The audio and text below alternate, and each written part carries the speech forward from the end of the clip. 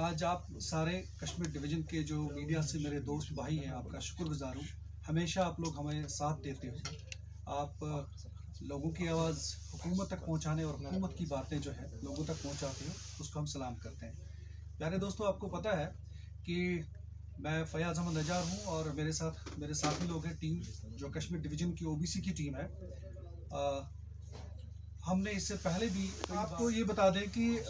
हम यहाँ पे आज मुबारकबाद देने आए हैं अपने ऑनरेबल प्राइम मिनिस्टर को, honourable home minister Amit Shah साहब को, अपने एलजी एडमिनिस्ट्रेशन को, और उससे भी ज़्यादा जो यहाँ की हमारी पार्टी के हाईकमांड है, ऑनरेबल रविंद्र रैना जी, ऑनरेबल कोल साहब, जिन्होंने 70 साल पिछले हुए कश्मीर के जम्मू कश्मीर के ओबीसी को, जिनको चालाकी और साजिश के तहत ओएससी नाम देकर तालीमी हुकूक, इकोनॉमिकल और बाकी जो बेनिफिट्स थे उनसे अलग रखा गया था। हमारी रिजर्वेशन पे लात मारी गई थी। एक ऐसी चालाकी की गई थी कि जिसपे हमारा जो पसमानदा तबका है कभी लड़ नहीं पाता था और कभी इस बात को रिड्रेस नहीं कर पाता था।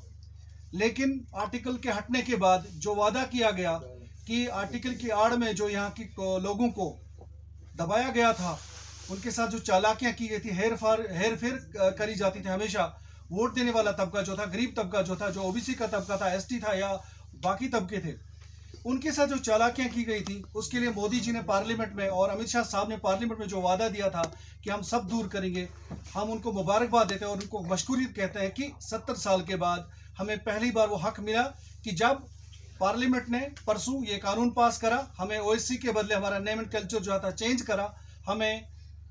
ओबीसी दिया गया कि पूरे मुल्क में जितनी भी हमारी रियासतें हैं, हर जगह पे ओबीसी कम्युनिटी को ओबीसी ही कहा जाता है। लेकिन एक हम बदनसीब थे कि हमारे साथ ये शातराना हरकतें की गई थी कि हमें ओएससी का नाम दिया गया था, अदर सोशल कास्ट।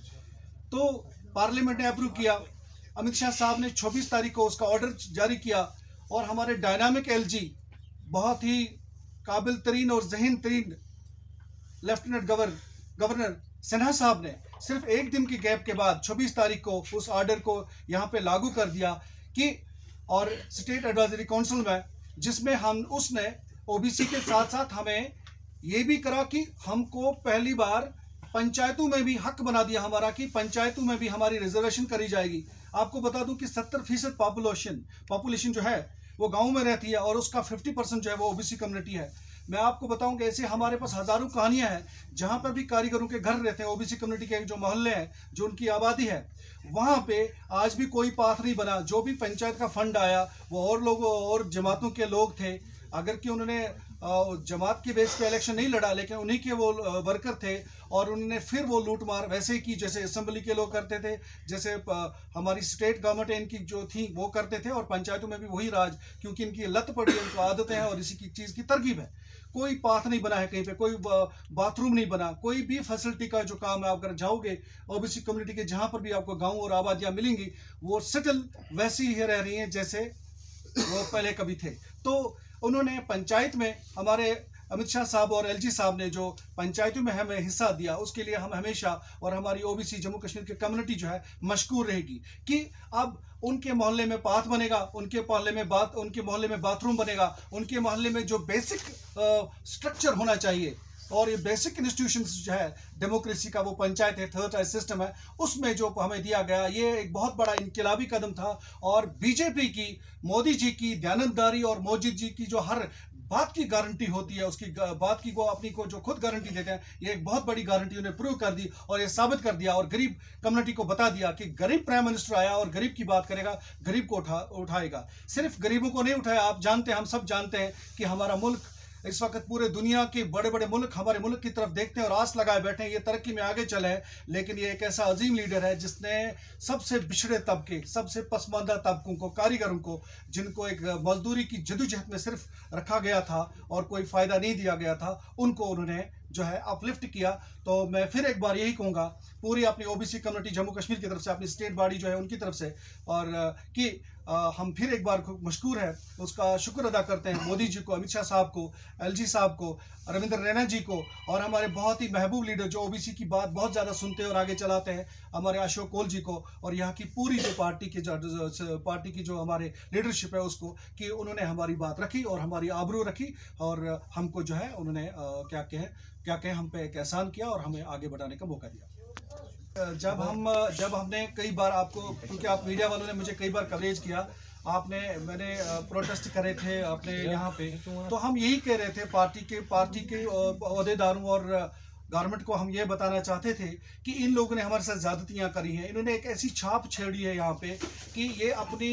उस छाप में अब और बीजेपी को भी टारगेट कर रहे थे कि ये लोग भी आपका काम नहीं करे। तो हम उनको गोश गुजार कराना चाहते थे कि भैया हमारा मसला है, कर दीजिए। अब जबकि पार्टी ने, हमें लगा कि बीजेपी ही वो पार्टी है जो करेगी, और मैं बीजेपी में आ गया, और चूंकि मैं सोशल वर्कर था, मैं किसी पार्टी से वाबस्ता नहीं था, मैंने बीजेपी ज्वाइन करी, मैं स्टेट वाइस प्रेसिडेंट ओबीसी हूं, और आज की डेट में आपसे बात कर रहा हूं और शुक्रिया कर रहा हूं कि जनाब आपने ही कर दिया, तो ये बहुत बड़ी बात है। वही वजह थी कि हम अपना हक मांगे। एक ऐतिहासिक जो हिस्टोरिकल विजिट था बारामूला, तो उनको मैंने, हमारी जो ओबीसी की टीम थी मेरी सरबराही में, मैंने हाथ पकड़ा था उनका, और हाथ पकड़ कर बोल दिया था कि अमित शाह साहब, हम ओबीसी तब वाले कब तक वेट करेंगे, कब इंसाफ मिलेगा, कब। और मुझे याद है कि एलजी साहब ने बहुत ऊंची आवाज में कहा था, बहुत जल्द, बहुत जल्द। तो मैं वो कहता हूँ कि बहुत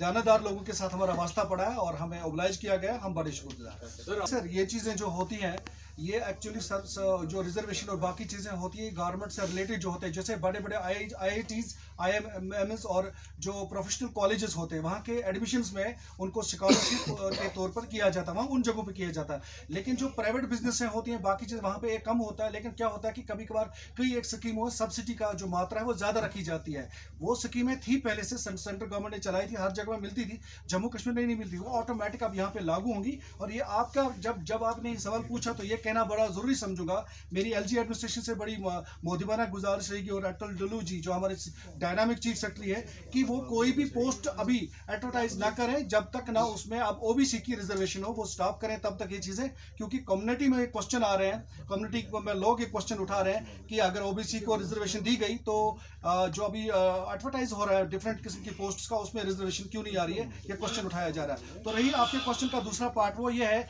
कि अभी जो सेंसस है वो सिर्फ 2011 की यहाँ पे अवेलेबल है, उसमें ज्यादा फिगर्स अभी सही तौर से नहीं दिखते हैं। लेकिन गवर्नमेंट बहुत ही टेक्निकल और जंगी पैमाने पे काम कर रही है। मुझे लगता है बहुत जल्द गवर्नमेंट एक रोड मैप लेके और इसके लिए एक ड्राफ्ट लेके सामने आएगी, और अब सब देखेंगे, हम भी देखेंगे। ड्राफ्ट ये होना चाहिए कि जो ओबीसी कम्युनिटी के लिए, जो पूरे हिंदुस्तान में, जो मुल्क में चलता है, जो पिछले 50-60 साल से, बाकी हुकूमतें भी थोड़ा बहुत ही चलाया, लेकिन पर ओबीसी ने ज्यादा चाहिए, क्योंकि हमारे ऑनरेबल मोदी जी जो है वो भी ओबीसी कम्युनिटी है से हैं, तेली कम्युनिटी